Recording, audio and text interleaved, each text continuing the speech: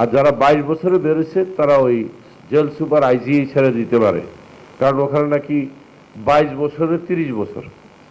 কিন্তু মজার ব্যাপার হচ্ছে আমার কিন্তু 10 বছরে 12 বছর করে না, আমার 10-10 বৈষম্য করছে আমার সাথে।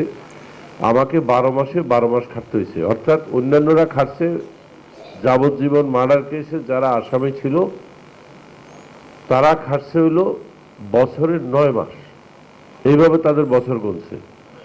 এবং বহু লোকের মনে রাখেন, বহু লোকের যাদের যাবজ্জীবন ছিল তাদের সাজা, যাবজ্জীবন মানে বুঝছেন তো 30 বছর, কিন্তু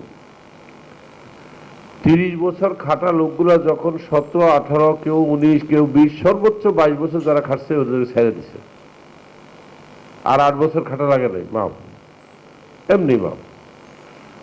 যারা 17-18 বছর খেটে বেরিয়েছে এরা রাষ্ট্রপতির ইয়েতে বেরিয়েছে, আর যারা 22 বছরে বেরোছে তারা ওই জেল সুপার আইজি ছেড়ে দিতে পারে, কারণ ওখানে নাকি 22 বছরে 30 বছর।